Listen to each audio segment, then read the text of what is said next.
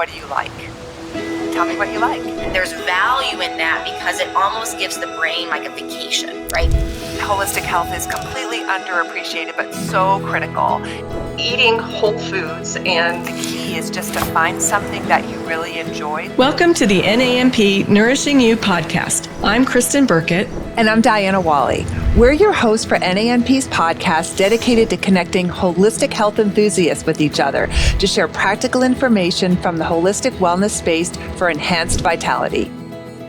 Diana and I are master nutrition therapists, board certified in holistic nutrition with private practices and an online joint venture that supports clients and practitioners as they strive to reach their full potential. We're honored to be hosting this podcast for NAMP and connecting our listeners with the latest in holistic wellness. And if you enjoyed today's show, help us out by commenting below, liking this video, and subscribing to the channel to help us spread the word.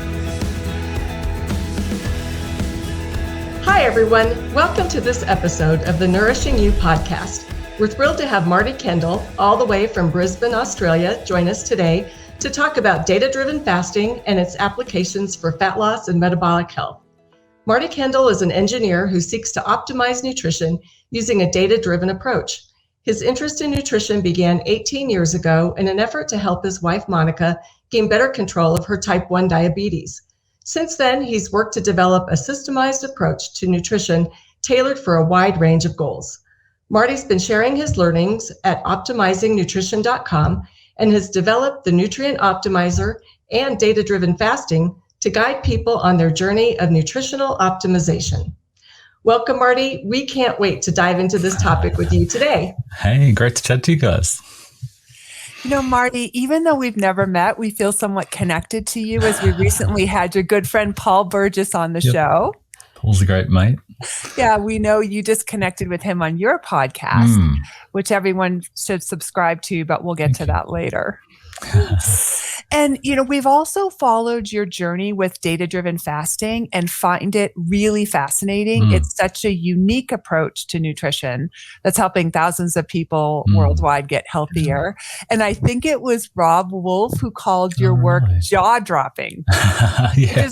Quite an accolade. Rob's been a hero of mine and then became a friend. And yeah, he and Diana and a few other people have helped spread the word and, you know, change my life. So yeah, it's been a really fun journey to, become friends with those people and then see my journey with my wife and now my son sort of spill over into the big wide world out there. So. Yeah. Well, expand on that. You know, so we'd love to start at the beginning. Kristen gave us a little snapshot of your intriguing story in the intro, but we'd love to hear more about your background and how you progressed to be such a trusted expert in the health and wellness sphere. Yeah, thank you. I married Monica 19 years ago or so, and she, like most new wives do, go, hey, it's time to think about having children. I went, okay. And then she said, my sister, who's a doctor, said I need to try and get my blood sugars under control. So then that was the journey of going, well, how do we manage type 1 diabetes and what does that mean? Because the advice to date for her hadn't been great and her control wasn't good. So we found a really good doctor who helped us start that journey. And then maybe 6 years ago, I came across Rob Wolf and then Jason Fung and found the food insulin index and started to go, hey, how can I dial in my, food choices for my wife to stabilize blood sugars, not always be jabbing with so much insulin, which then puts you on this crazy roller coaster of blood sugar control and appetite. And then sort of that ended up with a very high-fat keto type diet. And then from a Rob Wolf headspace, thought, how do we bring nutrient density into that and how can I quantify that as well? So sort of smashed together with basically a multivariate analysis, the food insulin index and nutrient density, looking at quantitatively how do we make sure the food we eat contains enough nutrients per calorie, and then stumbled into satiety and trying to quantify satiety. So we've now got 125,000 days of data from 32,000 people to understand how to manipulate macronutrients, protein, carbs, and fat, and the micronutrients, vitamins, minerals, amino acids, and essential fatty acids to say, well, what are the trends in people that help us to eat more or eat less, and how do we design a diet agnostic to plant-based or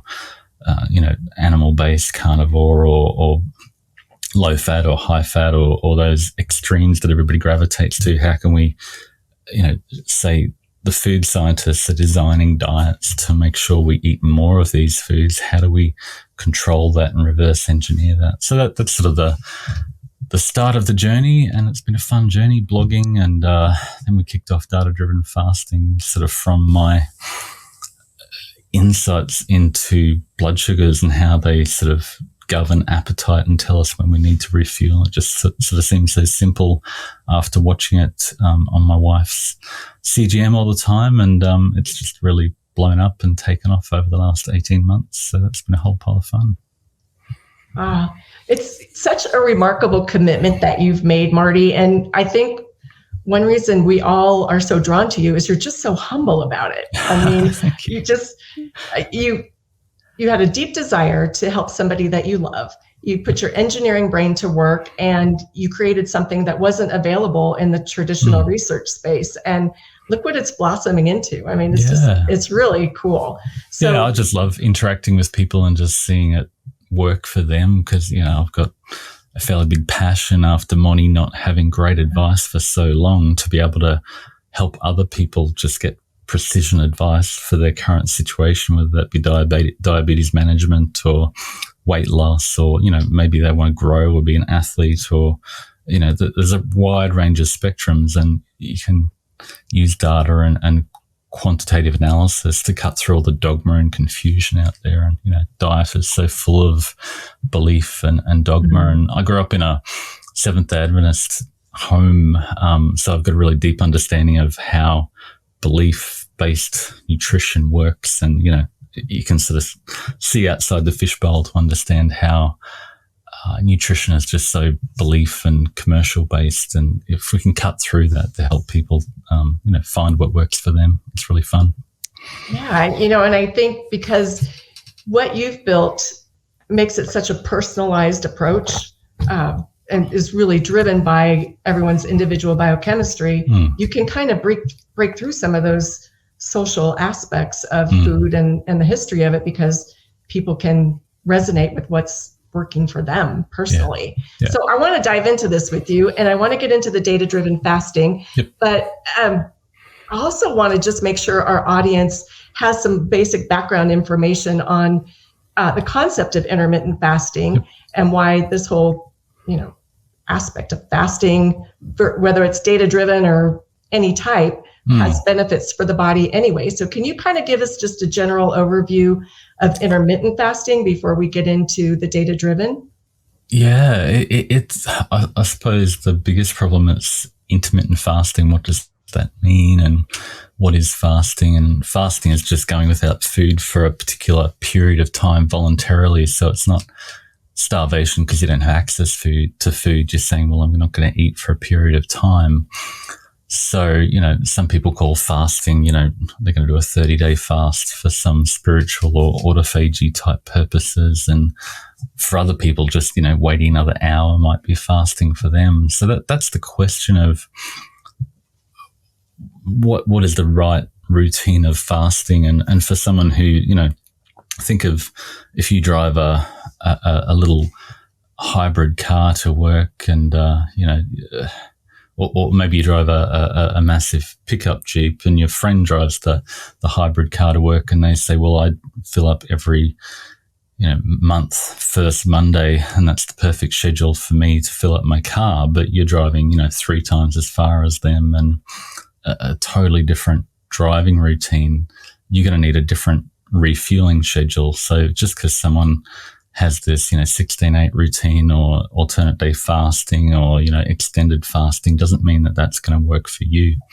So, that's why we designed data-driven fasting, to use your blood sugars to guide people when they need to eat. Because I suppose we saw a lot of people who are, with that more is better mentality, that if you fast for longer, you'll have these magic autophagy benefits. But what really happens for most people, definitely happened for me, is, you're face down in the donuts or the peanut butter or whatever comfort food you can indulge in at that point, and all of a sudden your lizard brain's going, I deserve this, and I was good, so I deserve the whole jar of peanut butter. And, at that point you've pushed it too far, and all of a sudden you've basically instantly undone all the benefits of not eating for a period of time.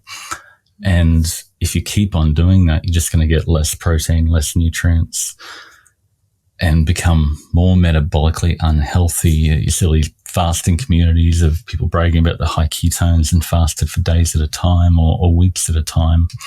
But those people don't tend to have the best metabolic health, body composition, which is really what leads to improved long-term health, diabetes reversal, cancer, heart disease, and everything. It's about finding the routine that works for you that leads to improved waist to height, blood sugars, body composition, feeling vital and energetic, and being able to go out and work out. All those sorts of things are really important. So you need to find that right routine for you.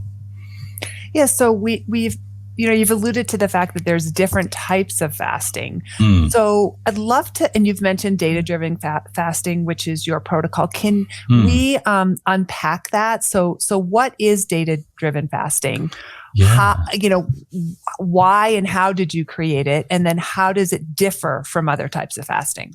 Yeah, it's just using a simple blood sugar machine. There's a lot of talk about CGMs and having a continuous glucose monitor. And my wife and then my son, who's recently acquired type 1 diabetes, which is a whole interesting story, both are wearing CGMs that I can see full time, and I've learned a lot from that. But really what data-driven fasting does is it uses your glucose. You think, hey, I think I might be hungry. I'll test my blood glucose.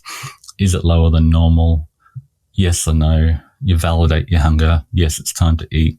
No, maybe I'll wait just a little bit longer. So it's sort of a way of calibrating whether you really need to refuel. And basically your glucose has to be burnt off first in your body before the other fuels, be it your dietary fat or your body fat. So really you need to deplete your blood glucose, and then once that goes down, your dietary fat and your body fat will start to be used. So if your blood glucose is always high, you're never going to be burning body fat or your dietary fat. So you just need to wait just a little bit longer, and that gives you really nice guidance of when it's time to eat. And then the flip side of that is it's a really handy way of finding out what works for you and your metabolism. If you eat something and your blood sugars are sky high immediately, maybe that's not the best food for you. Or if you load up on a whole lot of fat and your blood sugars don't come down for a long time, you learn, hey, that, bulletproof coffee is maybe not ideal. My blood sugars are stable, but they never come back down again. So you sort of find that balance quickly. And you also learn to validate your hunger. And I think that's a fundamental problem, is that most people have lost track of their true hunger, especially if they go for weeks without eating. They push through hunger, they forget their true hunger signals, and they get to a point where they don't understand the true hunger signals. So validating your hunger with your blood sugar helps you to retrain your hunger signals. We call it hunger training. You get to a point where you can understand whether you're really hungry or you can wait just a little bit longer. That's such an important point. And I think I want to kind of go backwards a little bit and have you maybe say this again, or let's recap it again, because most people, when they think about testing their blood sugars, they're looking at their blood sugar after they eat, like an hour or two after they eat, to see, did it go too high or did it stay too high after I ate certain foods, and then adjusting their foods and their carbohydrates so they don't get such spikes, which is very important also. But at the same time, what you're saying and what makes this so unique is that you're saying, okay, that's fine to use your blood sugar after the fact, but what if we go backwards and use it before we eat as a way to judge when it's time to eat and not overlook the fact that we need to deplete the energy in our blood first before we start to refuel and put things back in our mouth. So that is such a critical difference between what you're doing and any other strategy for blood sugar management, weight loss, fat loss, maintaining muscle mass, all of those things. So I just wanted to reiterate that point, because that's so huge. Yeah, it's a really big deal. And a lot of people are getting hold of CGMs, continuous glucose monitors, getting all enthusiastic about keeping flatline blood sugars. But those people often go, okay, I need to get rid of all my carbohydrates. So there go my veggies and any plant-based foods. And my protein will maybe spike my blood sugar and it'll insulin a little bit. So I'll avoid those. And then I'm just drinking butter and MCT oil to keep flatline blood sugars. And all of a sudden they're really hungry. And because fat to satiety is pretty much the quickest way to become more obese. You might manage the symptom of you'll achieve stable blood sugars, but you'll just eat more and more and more trying to get the nutrients your body needs. So you need to allow some fluctuation, some healthy variability in blood sugars. You don't want your blood sugars to be skyrocketing up because you had this massive meal that takes a long time to come back down. But it's really what is we call it your personalized trigger. Over the first 3 days, you find out what is your typical blood sugar before you eat, and then take the average of that 3 days and then try to wait until you achieve that personal trigger again. And then if you successfully do that, we don't want you to do it too quickly, but if you successfully do that, you then get to wait a little bit longer until your blood sugar is a little bit lower. And you just you progressive overload in the gym. If you try to go in and lift 300 kilos the first day, you're going to break yourself. But if you start with a little bit and then, okay, I did that well, I can add a little bit more weight. It's sort of progressive overload for your metabolism. And I also think it's really interesting that, I think it's fair to say that most people are probably eating too often and eating too much. But I think that there's a subset of people, especially in the health sphere, that might take fasting to an extreme, so that if a little bit of fasting is good, then a lot must be better. So that you said this is also helpful to tell people when they should eat. Yeah. I mean, Paul Burgess, you mentioned, said it's really about, it's not data-driven fasting, it's data-driven eating. And I just sort of used fasting to get all those people who are fasting for weeks on end to try and get this magic autophagy that they believe happens after this X amount of period of not eating. But really, we know very little about autophagy in humans because nobody's dissecting humans after 2, 8, 16, 24 hours. They're doing it in mice, and a mouse day is like 40 human days, and nobody's fasting for 40 days on a regular basis. So the knowledge about this magic autophagy that people think they're achieving, there's no way of knowing whether it's really happening. But what you need to do is, we know that lower healthy blood sugars are really beneficial. A better waist to height ratio is really important. Body fat percentage, all those sort of things are the big markers that you can manage to help you dial in your metabolic health to the point that everything else works itself out. And very quickly you learn that, if I ate, the worst thing you could eat is really the fat and carb combination together, the pizza or the pasta carbonara or the donut, and that leaves your blood sugar elevated quite a lot for a very long time. And by reflecting on your blood sugars, you quickly learn that, hey, I want to eat again sooner. What achieves that is nutrient dense, high protein percentage, higher fiber foods that make you feel full, and you can go for longer, but your blood sugar's back down to healthy levels really quickly. So it's a really good way of self-reflecting on how do these foods work for my metabolism, and it cuts through all the dogma and the belief about this food is better than that food and there's a magic food, and if I don't eat that but I do eat that, and all the extremes in nutrition that just annoy me to death. And I just said, test your blood sugar, work it out, and reflect on the data, and people go, oh yeah, I understand it now. Right. So looking at I'm sorry, Kristen.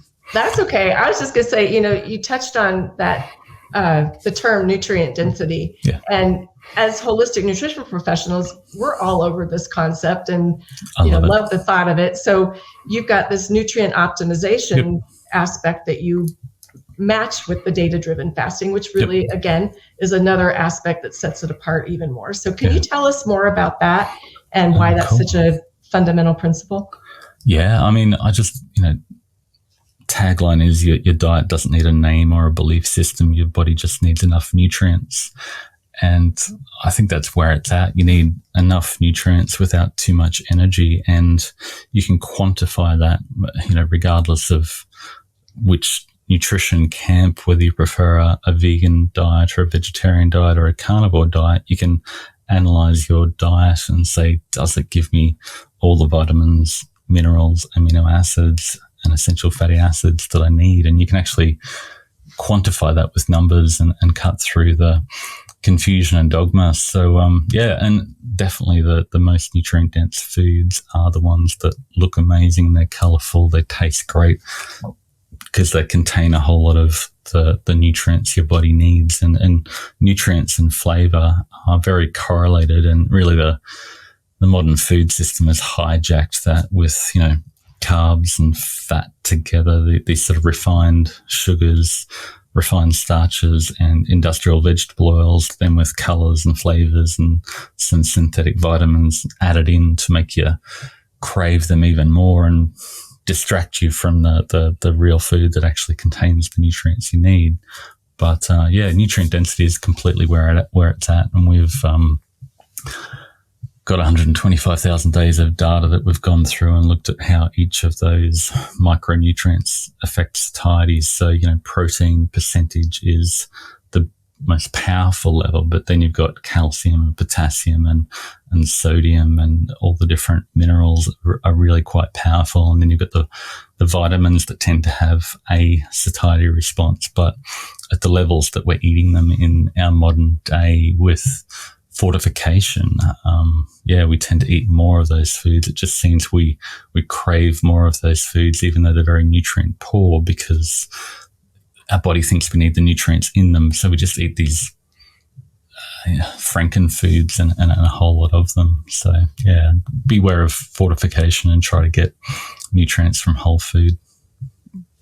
So in that regard, you've looked at so much data, and I know you said you weren't dogmatic about any particular diet, but have you seen trends in the data that make you believe that one way of eating might be better than another? Nutrient density generally comes down to some variety of meat, fish, and non-starchy veggies, and minimizing anything that's got massive long labels that include, refined vegetable oils, which are just, hydrogenated fats that come from massive monocrops, and refined starches. And, so if you avoid those refined foods that are very, very nutrient poor, your body won't be left craving more and more of that food because it doesn't contain the nutrients you actually need. So the more you can satisfy the adequate nutrients, all of the nutrients, with adequate calories, without excessive calories, the less you're going to eat, and your body just calms down, and you don't need to keep eating those foods. Your lizard brain sort of settles down. Your amygdala just goes, that was exactly what I needed. I don't need to keep on eating more of that food. Well, you're singing our song. It's just, I love it that an engineer figured this out on his own. That's awesome. Yeah, it's cool. Yeah. I'm just so curious to know, how did you decide to even dig into that aspect of it? Was it when you started looking into satiety that you got into the nutrient density, or it was initially the high fat keto? It didn't make sense because I've been looking at Rob Wolf and Matt Lalonde and even Joel Fuhrman, who talk about nutrient density. I thought, hey, how do we quantify this better than the ways that are being done now? And you can go, okay, what foods stabilize blood sugars but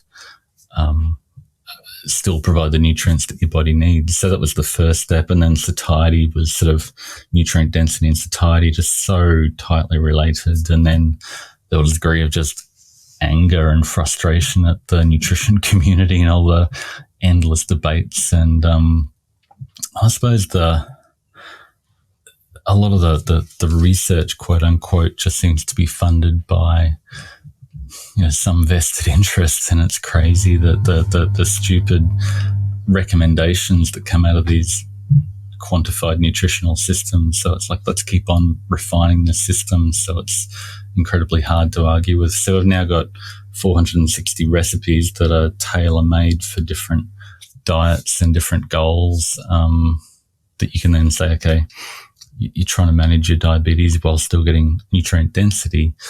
This is the prioritized list of recipes that you need, or, you're an athlete and you need to get enough nutrition and plenty of energy to fuel that activity. These are the prioritized recipes out of that 460 that you need. Or, like most people, you're trying to improve satiety and not be always consumed with food and not be plagued by thinking about food. Okay, here are the recipes that you can prioritize to give your body enough nutrients, enough energy, but some sort of a deficit, so you're satisfied to eat less and use your body fat and your elevated blood sugars for the fuel that you need. I'm interested. So in addition to being a holistic nutritionist, I'm also a personal trainer. So I'm very interested in the exercise component. Yep. So what have you seen in the data in regards to how exercise affects blood sugar? It's definitely really important. Being strong, being vital. I think for longevity, having muscle mass and strength is really, really important. When it comes to exercise, just gentle exercise. I've been, for the last 3 or 4 years, love lifting weights, and you get bigger and it's really intense exercise or HIIT exercise, but that can, your body goes, okay, there's a lion chasing me. I need to dump out the glucose from my liver into my bloodstream, and it'll raise your blood sugars for that intense activity, and then it might crash down later, and all of a sudden you're face down in the peanut butter or the donuts or whatever it is. You've got this craving that you have to satisfy. But if you want to drop your blood sugar, teach your body to burn fat, it's really useful to just go for a brisk walk, or I'll get on my bike for an hour or so and just keep my heart rate below 140, which is 180 minus your age. MAF like training, they call it. Zone Zone 2. Yeah. That sort of training is really, really beneficial to build your fat burning capacity, so your body knows how to burn fat. It'll drop your blood sugar, and then you're not always using glucose in your body. So when you need the glucose for that last 500 meters of the race you're doing, you can gun it, and you've got the explosive fuel left in your liver that you can actually use, because you haven't been using the glucose for the whole race, and you're not bonking and your blood sugars aren't going low. Oh, awesome. So tell us how people are applying this in their daily lives. A little bit about, I think you said most people are using the traditional finger prick blood sugar testing, and maybe some are using the continuous glucose monitors, but just kind of on a day-to-day basis. I know you do challenges and that kind of thing, but how is the data-driven fasting, how does that work for somebody on a day-to-day basis? Yeah, so we're running 7 challenges a year, and we've a lot of people said you need to get off Facebook because I hate Facebook. So we just started a new community off Facebook in Mighty Networks, which is working really well. I love it. You don't have these bombard, paranoia and fear and intentionally addictive environment. So that's really good. And we've got a whole bunch of people in that now. And on Saturday, actually, we're about to kick off our first challenge for the year.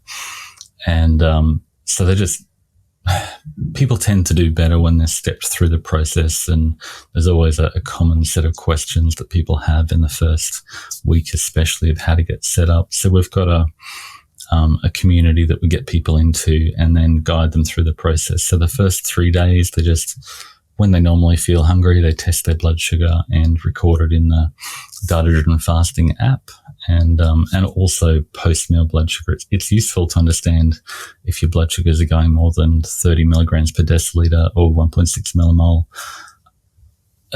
above the pre-meal after you eat. Maybe you're overdoing the carbohydrate, but if you're within that, then that's sort of a nice range and you're good to go. So after 3 days, they get their trigger, and then going forward, they just have to wait until they get below that. So they feel hungry. They go, okay, am I hungry enough to test? And that's a good test to say, it's not, am I hungry enough to eat broccoli? It's, am I hungry enough to pull out my blood sugar meter and quickly prick my blood sugar? And a lot of people are afraid of it initially, but it gets quite benign and easy, and a lot of people get addicted to it. And it's like, no, stop testing. You don't need to do that many. You only need to test maybe 3 times a day to validate your hunger. And then after 5 days of that, if your blood sugar's been below your trigger for the first 7 days, then your trigger starts to drop automatically, set by the app. And people just keep chasing a lower trigger, and then the diabetes reversal and blood sugar stabilization, and then fat loss follows. And if they're prioritizing protein when they eat protein and nutrients, they maintain the lean muscle mass during that process, which is the magical metabolic health improvement that we're all really after. Okay. So I know when I did the challenge a while back, I don't think you had the app at that time. So now you have an app that people use. I think it was a spreadsheet. And I started using a spreadsheet just for myself because I got a bit fat after doing a whole lot of lifting, and I went, let's set up this process to do it, and released it in a Facebook group, and it sort of blew up. Okay, so now you have an app that people use. That makes just it a really phone app. So wherever they are on their computer or on their phone, they can just log their blood sugar before they eat. Okay, and so who do you think this process is good for? I know you've mentioned some different conditions that can be helped by it, but what about people that have been in the keto space for a while? How would this be different for them and a different way of looking at it? Yeah, that's interesting. It probably doesn't work for people who want to gain weight or are doing a lot of athletic activity, although we're thinking that it could even work for people who are struggling with when to eat and maybe eating too little, sort of using their blood sugar of going, I do need to eat. I'm going to eat regularly to try and gain weight. But definitely for people with blood sugar dysregulation, insulin resistance, type 2 diabetes, it just works a charm and dials in there. They reduce the carbohydrate, they quickly reflect and go, that wasn't a great meal for me. And then they work out when to eat, and their blood sugars drop, and eventually their waking blood sugars fall and their waist to height ratio improves. And it really still works if you don't have blood sugar dysregulation to lose weight. So no matter if you don't think you're insulin resistant or your blood sugar is already pretty good, driving it a little bit lower tends to help govern when you need to eat. In terms of keto, people quickly find that, what they eat really matters. And if they're just eating really, really high fat foods, their blood sugars will take hours and hours and hours to come down again. There was a recent study with type 1 diabetics where they didn't give them insulin and just fed them fat or versus carbohydrate. And you see carbohydrates spiked their blood sugar and came back down, but fat tended to cause a rise in blood sugars without insulin injection after 3, 4, 5, 6, 7, 8 hours. And that's definitely what you see. You see a quick rise in blood sugars in the first 2 or 3 hours, but it's the fat that stops your blood sugar dropping. So all of a sudden people go, maybe I need to dial back the dietary fat. So which completely aligns with all our satiety analysis that shows that we overeat foods that are a combination of fat and carbs together. And you've mentioned a few times prioritizing protein. Yeah. Do you give a particular macronutrient suggestions for people? Yeah. We're currently doing a macros masterclass, which is sort of the next step from data-driven fasting. If your blood sugars get really dialed in, there's always, the same thing again, extremes of low protein versus high protein. And, you've got all the longevity, hardcore therapeutic keto zealots trying to avoid protein to reduce their insulin and eating fat to satiety, which again is the silliest idea ever, versus everybody's found Ted Naiman, who I love and is a great mate, but they hear high protein to energy ratio and try to swing to 60% protein. So the macros masterclass is sort of designed to say, hey, what are you eating now? How do you typically eat? And let's nudge that a little bit. You don't need to increase your protein, but if you want to lose weight, let's dial back your fat or your carbs to find the macronutrient ratio that works for you. So that's sort of a separate 4-week challenge that we run. But in the data-driven fasting, we definitely just say, let's prioritize higher protein foods, and here's a meal plan you can try, and here's some recipes you can try. And they go, oh, that really works. And we try not to overwhelm people. That's the challenge for me as an engineer. I've got all this data and ideas flying around in my head, and my challenge is always to go, okay, you just need to do this today, and just keep doing that until you get as much out of it as you can. And once you get your blood sugars really dialed in, then if you still need to lose body fat, you can try the macros masterclass, and then there's the micros masterclass on top of that if you want to dial in your micronutrients. Okay. And then the idea is that, so you would use a continuous glucose monitor or a finger prick, and for just a period of time to try to tune in to it. Okay. To try to tune in and be able to intuitively then manage things. Okay. Yeah, we definitely don't believe that people should be tracking their food forever or checking their blood sugars forever. But we encourage people to, after a while, they get to calibrate what their blood sugar might be, and they can think, hey, what do I think my blood sugar is? How hungry do I feel? Do I feel lightheaded? Is my stomach gurgling? Do I feel a bit weak? And, I should do a workout, but I don't want to do a workout. Or, how do I feel? You can quickly test. Some people get headaches or hangry or grumpy or just can't stop thinking about food.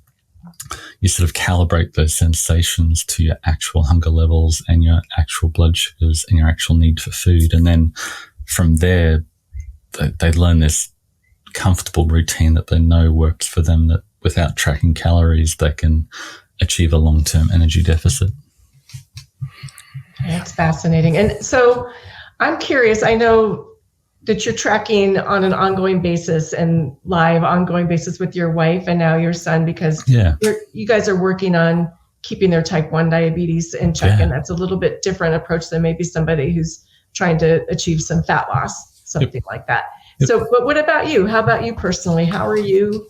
Do you incorporate it? Or are you at the point where you're kind of on sort of no, unfortunately my human metabolism never reaches nirvana, and as a middle-aged aging 46-year-old male, I have to keep working at my health. And over the last 6 months or so, things have been completely hectic, and living a full-time engineering life and a night lighting as a health guru online, it's been fairly stressful. But over the last couple of months, I've been able to dial back the engineering and sort of look after myself a little bit better, so that I'll regularly jump into the data-driven fasting challenge and do that. And at the moment, I'm doing the macros masterclass to sort of dial things back. It's amazing when you do it. It's like, oh, this still really works. It's really good. And just a lot of people, when they just start tracking their food in the masterclass, just because they're more conscious of what they eat,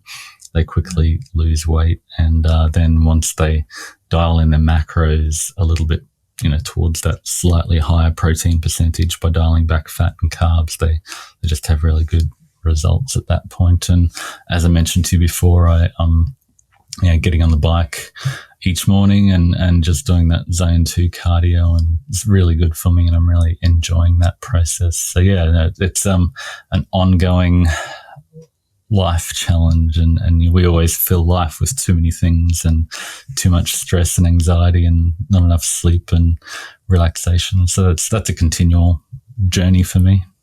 Well, all of those things actually impact your blood sugar and how you're you're utilizing food and these nutrients. So talk about some of those other factors. I mean, your program is your different programs are a lot about what food and when, but what are the other factors that affect how those things actually work out in the numbers? Yeah, I mean, stress and sleep and breathing are all really, really, really important. And people who feel overwhelmed and anxiousness more, I know when I'm really busy and really hectic, your appetite is dysregulated, and then it's harder to stop eating, and you just want to keep on eating that food, or you gravitate to less optimal, more energy dense, less nutrient dense foods. And so finding a way for me, just been checking my heart rate variability for the last couple of months again, which is really helpful, and just doing some guided breathing to try and chill out, and just managing social media. And, my life, a lot of it is on social media trying to help people, but, just checking out and stepping back from the constant addiction, attention economy that we're all part of these days, which is completely crazy. So that's one of my biggest fears for the future is, how do we exist when there's no truth and everybody's got their own social media bubble where they never get a conflicting opinion and they all think they're perfectly correct. And so that's something I sort of try to do myself and wean my kids off, manage social media intelligently. Yeah, that's hard. So you have a lot of tools out there for people. You've mentioned a couple of the classes. You have a book. So tell us all the things that you have going on. Yeah, wow. Also the recipe books, tracking, and the masterclasses say, okay, if you want to dial in your macros or your micros, let's actually track in Chronometer for a few weeks, and then that feeds into Nutrient Optimiser, which then gives you recommendations for foods and meals that will help you optimize based on your nutrients that you're not getting enough of. So it sort of ranks different foods for you and your goal and your micronutrient requirements right now. But we've also got, as I mentioned, 28 recipe books with assembled 460 recipes tailored for different goals, from athletes to, hardcore high protein to energy ratio, weight loss, or, vegan or vegetarian or lacto-ovo vegetarian and low oxalate. And so everybody went, oh, what about, okay, we'll add a recipe book for that. So that's sort of the simplest place to start for people to go, I don't want to track my food, just tell me what to eat. So we've done meal plans and recipe books for all those people. But then the best place to jump in is with data-driven fasting, just because it's so darn simple, just to calibrate your appetite based on your current blood sugars. And then we've got the macros masterclass and then the micros masterclass. So 5 of each of those and 7 data-driven fasting challenges in 2022, and it's going to be a fun year. Oh. Yeah, I'm signed up for your next one, so I'm really looking forward to it. Yeah, they're a whole pile of fun, and just to do it together, it might seem crazy if you're doing it by yourself, but to have a community, we've got nearly 1,000 people ready for the next one that starts Saturday, so that's like 5 days away. So we might have a couple of thousand people doing it for this round, which would be great. And a lot of people jump into DDF Unlimited, which is just for another price of another 2, you get to continue forever whenever you want to jump back in and get a bit of a tune-up. You can sort of go off on your own into the wide world and go, okay, I'm doing pretty well. And then, I had Christmas and Thanksgiving and they're all back to back. And then there was always chocolates on special at Easter. And okay, I can just jump back into a data-driven fasting challenge and just tune it up again. Yeah, and maybe a pandemic, those kinds of that causes a lot of stress and anxiety and, less than optimal food choices. Yeah. And you have a great podcast. Tell us about that. Yeah, I just, thought I did a lot of podcasts and thought might try my own. And it's been just great to meet a whole lot of people, Optimizing Nutrition podcast. And I just love chatting to people about all this stuff and getting to interview my heroes and Ted Naiman. And I had Lewis from Keto Gains and Andreas from Diet Doctor, who's incredible. He's sort of changed his whole direction from a high-fat keto to more protein and nutrient-focused approach coming out of the back of the keto trend. And Mark Schatzker who wrote The Dorito Effect and recently... I just listened to that. That was such a great interview. He's great. And that book is so profound, The End of Craving. And just, the thing that blew me away was just showing that how the different... that they did these experiments with pigs and found that they could keep them enclosed and feed them the refined grains, but eventually they get to a point where they failed to thrive and stopped growing and lost their hair. So they said, okay, we need to throw them alfalfa, but okay, what if we fortified their food? And these pigs that had fortified refined grains ate the most and kept eating, and they didn't fail to thrive. They just got bigger and bigger and bigger. And these experiments are published in 1960s, and then in the 1970s, you see all the vitamins and mineral fortification for the benefit of the community, inverted commas, comes out, and then the obesity epidemic continues to go up. So I'd always thought it was just like fat and carbs together and all the refined gruel that's really cheap. But then I went, okay, they've actually fortified the food system so you don't crave the meat, veggies and seafood that are good for you. You just keep on eating this Cocoa Pops and Fruity Loops that have got all these, full of vitamins on the label, and you never have a craving again for real food. So it's like, okay, we really need to change something here, don't we? So yeah, that motivates my quest to continue to analyze and get good information out there. And yeah. Awesome. Well, and I loved your book. It's called Big Fat Keto Lies. And I thought it was very enlightening to read, and just a very different take. So yeah, I have a book too, and I got a bit angry at the keto community because they wouldn't listen to me. So I wrote Big Fat Keto Lies, showing how nutrient density is what people need, and not more keto, more ketones, more fat. It doesn't work well for most people in the long term. Well, I think it's just something to remember, that we all just need to be open, and I'm sure there's benefits. There's definitely benefits of keto for different applications. Absolutely. But being open to see what other things have to offer, right? And what's going to be right for you. And just because you found something that resonated with you in one particular diet doesn't mean that you can't be open to finding something else that might complement and make something work better. Or understanding, I think for me, it was understanding why keto works. And a lot of the time, lowering your carbohydrate people gravitate to more protein. And we all thought it was because we could have unlimited fat, and we're all drinking bulletproof coffee and, taking exogenous ketones, and that doesn't work for too long. And it's actually the nutrients and the extra protein that provides the satiety that really is the magic of low carb, which is the main point of Big Fat Keto Lies. Yeah, you forgot to mention the fat bombs. Yeah. All day long. Colored and flavored, and they taste amazing. And I'm keto, and anyway. Yeah. Well, it's hard to believe that we're up on time. We appreciate so much you sharing your unique approach to fasting with all of us. And we love, as Kristen mentioned earlier, that as an engineer, you followed your passion to the nutrition space, and you're helping so many people with data-driven fasting and all of the brilliant things that you're doing. You just have a really inspiring story. So we thank you so much. It's been a lot of fun and so interesting. Yeah, been a real honor and pleasure. Thanks for the chat. Yeah, it's great to meet you. Yeah. And we'll have to do it again for sure. That'd be great. That'd be fun. And thanks to everyone out there. We really appreciate you spending your time with us today. And we can't wait to see you right back here for the next show. Until then, be well, everyone.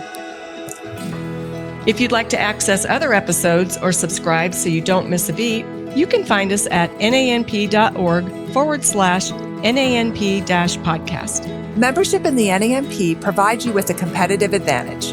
Whether you're a current practitioner or a student, we want you to become an active, informed leader of the holistic nutrition community and join today at nanp.org. NANP is very proud to provide the highest level of professional recognition and validation in the holistic nutrition industry through the board certification and holistic nutrition credential. To earn this valuable designation, candidates must demonstrate an exceptional level of knowledge and understanding of holistic nutrition by passing a board exam and documenting client contact hours. Are you ready to boost your credibility with board certification? Visit nanp.org today to apply. Keep in mind that the information on the NANP podcast is for educational purposes only and should not be considered medical or legal advice. The NANP is not liable or responsible for any harm, damage, or illness arising from the use of the information contained herein. By listening to the information on this podcast, you agree to defend, indemnify, and hold harmless the NANP and all agents. Copyright NANP, all rights reserved.